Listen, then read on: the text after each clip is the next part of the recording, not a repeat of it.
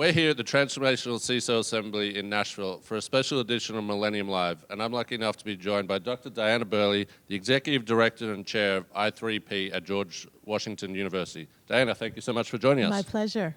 So can you share with our audience and our members a little bit more about yourself, your work at I3P and George Washington University? Sure.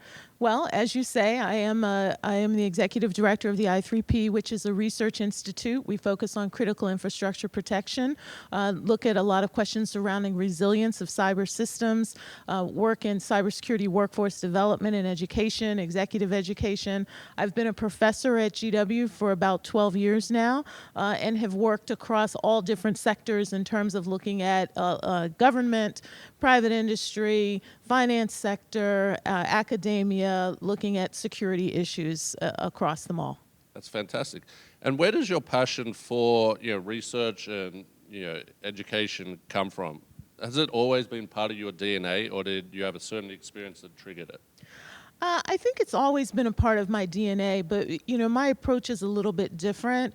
I don't take a purely technical approach, and I think that has been my passion all along, is looking at how the technology, the people, and the processes, before that became the term, but looking at how they all interact, how they push each other's levers, how people influence the systems, and so really taking that more holistic view of securing enterprises is really where my passion lies.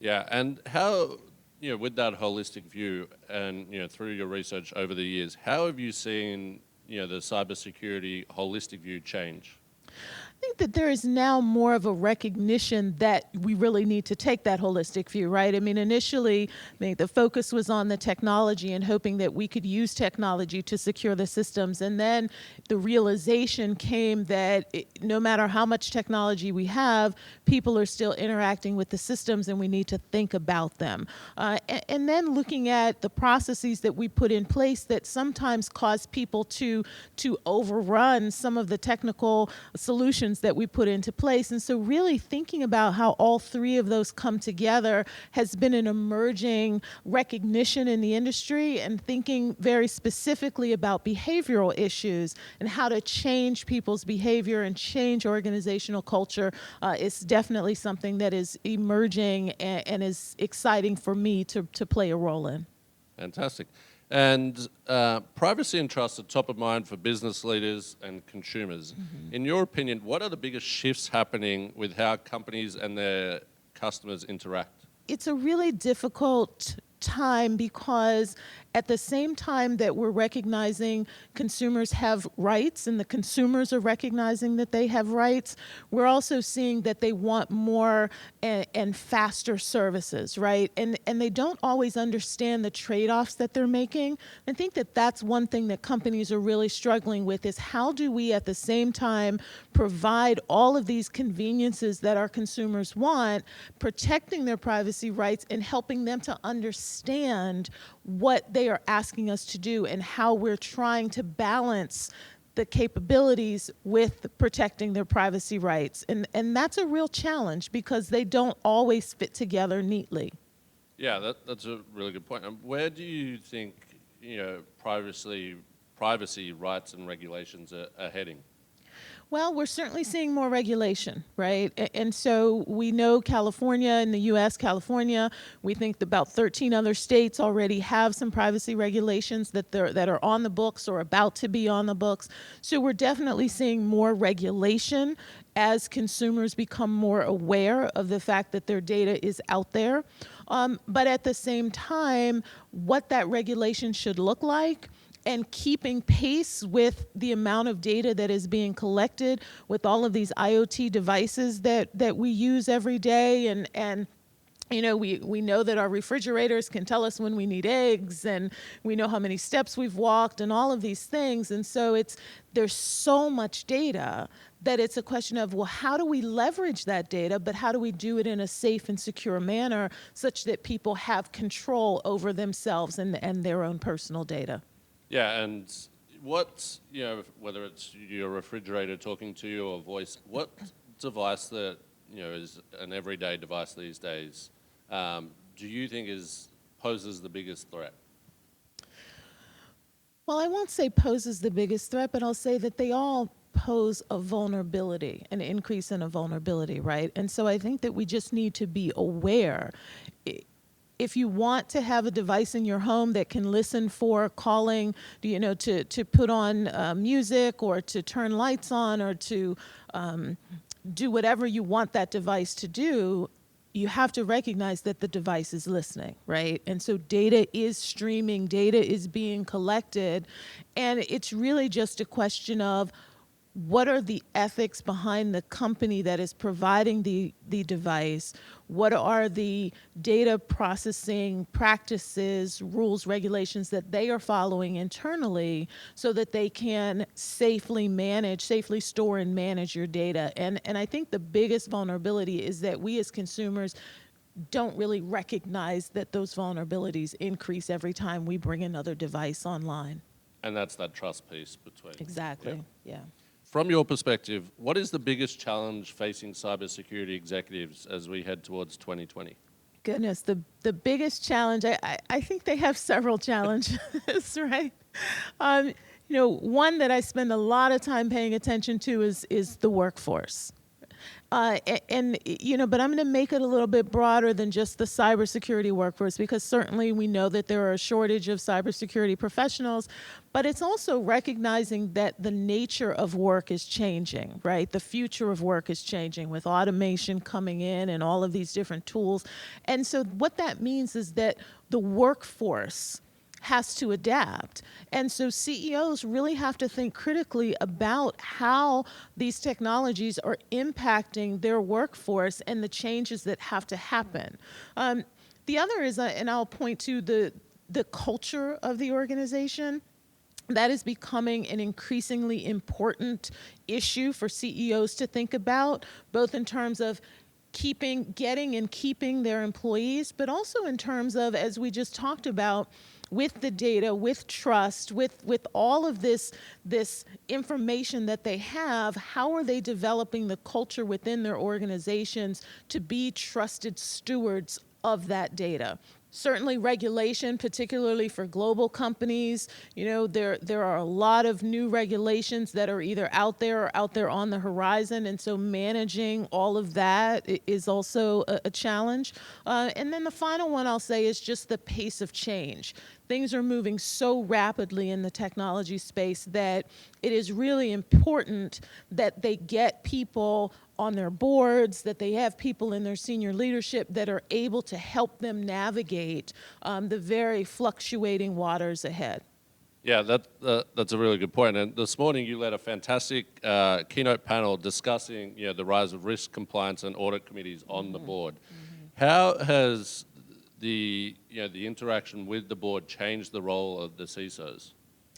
So the board is becoming more aware, right? And so now it's a question of making sure that you are providing the right type of information to the board. They recognize that security is an issue, is something that is part of their fiduciary responsibility. So it's about building relationships with those board members. It's about developing a board education program. And I really do mean program that goes beyond putting slides in the board book 4 times a year, right? It's figuring out how to communicate the types of risks that the enterprise faces with the board so that they get an understanding of what you're facing, of what your needs are, and that they are receptive to the conversation with you, both in good times when you're securing the enterprise and there is no incident that you're responding to, and in bad times when there is an incident, so a breach has occurred and you have to respond and you have to report to the board. Developing that relationship is very important. Yeah, and with that relationship, there's becoming a trend or a growing trend across companies where there's specific cyber experts, or at least with the knowledge on the board, who can then mentor, because a lot of the CISOs, it's a cry for help. Like, where do they turn to? Absolutely. Yes, boards definitely need cybersecurity experts. They need people who understand not just the technical aspects of cybersecurity, but how to translate. how to translate those needs and those issues into the language of the business, because it's really all about making the business case for cybersecurity and for the risks that are associated with the enterprise. So they need individuals on the board who are able to you know, be that liaison between the technical experts in the organization and the other members of the board and the business line of business leaders. Yeah, and it's also something you touched upon earlier with the education program. All the employees, and every stakeholder, understanding the vulnerability as an employee that they have. Absolutely, absolutely. Cybersecurity awareness programs within the enterprise are critically important. And it's particularly important, and this goes back to a question that we were just talking about in terms of building the corporate culture, because there's really two ways to do cybersecurity awareness across the enterprise. One is more of a compliance method, right? It's a check the box. Yeah, you watched a 10-minute video, you clicked through an hour slideshow, and you did that once a year, and that's that. So technically, you've had cybersecurity awareness training in your organization, but you really aren't doing anything to shift the corporate culture to one that strengthens the security posture of the enterprise. And so really thinking critically about those awareness programs, about how to get this information infused into people's behavior such that they change what they do every day. That's really the important piece of how to develop these programs. We've been lucky enough to have you join our assemblies a number of times. What do you find valuable about being at a Millennium Alliance assembly? So, I don't think that my value proposition is any different than the other participants. It's really all about the networking. Right? It's about having the opportunity to communicate with people, to listen to the presentations, but to have the time to say, I'm facing a similar challenge, or recognizing that even though we might be in different industries, the essence of the challenge is still the same. And that's really the critical piece. It's how do we begin to leverage each other and each other's experiences, both successes and failures, to the benefit of our own enterprises and being able to make that case. And so for me, as someone who travels around the world and advises corporations and advises CISOs, hearing about all of these different challenges, being able to provide feedback and also gather input is really what makes this such a powerful opportunity for me. And what's been one thing that's you're really either going to take away or has surprised you a little bit from the conversations here in Nashville this week? I think that the conversations here, there have been a couple of folks who have talked about the fact that even in today's environment, they're still not seeing the type of support that they really need to have from the C-suite and from the board.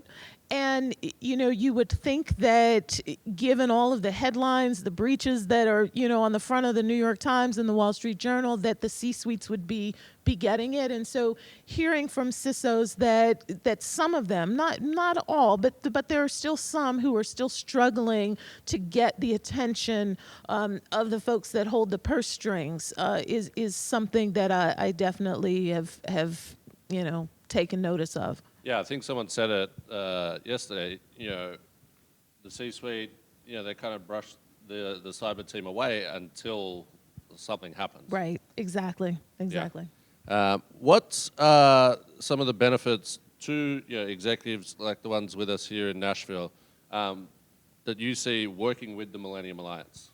So, again, I think, number one is the peer networking.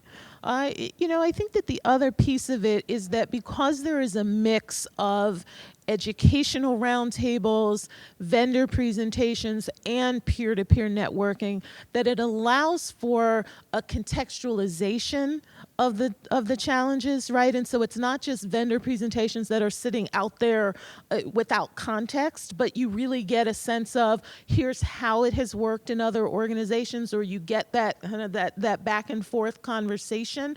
That's really important. The other piece of it, and we were just talking about this at breakfast, is the size. The Millennium Alliance forums have, I believe, hit the sweet spot where they are large enough that you have a good mix of individuals and a good diverse set of people, but they're not so large that you're not able to really interact and engage with folks. And so that's the really important thing, is that some of these conferences are so big that people just feel overwhelmed. They don't have an opportunity to actually engage in conversations. They're just too busy. And so this is small enough that you can do that, but large enough that you're able to make some really good contacts. Fantastic. And what excites you about being a Millennium Alliance Advisory Board member? Well, I think the opportunity to shape, right? To hear the feedback, to experience the forums, and then to come back together and begin to shape and reshape the events, to be able to be on the forefront and say, here are some topics that are coming down the pike that we really need to be thinking about, and it gives us an opportunity to be thought leaders. You know, I mean, I'm a professor, so for me, it's all about being a thought leader, right? Yep. But being able to do that from the vantage point of the advisory board is very exciting. And we couldn't do it without you, so thank you. Oh, thank you. So we're almost at the end of 2019, crazy to think about. So I can't let you go without asking, as we look ahead to 2020, what is your number one prediction and also your number one tip? Well, let me start with the tip, because I don't know that I have a really strong prediction that'll be anything different than sort of what we know. But I think that the tip is that organizations, CISOs, CIOs really need to leverage thought leadership. Because it really is about finding people who are able to pull the pieces together. The world is only going to continue to become increasingly complex.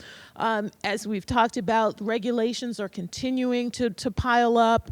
Technology is continuing to change and move forward. We're not just talking about a very narrow swath of the workforce. It's a broad issue in the future of work. So what they really need are people who can take that step back and help them think through how to pull these pieces together in a way that allows them to communicate to the C-suite, to the board, the business case for the security enterprise within the organization.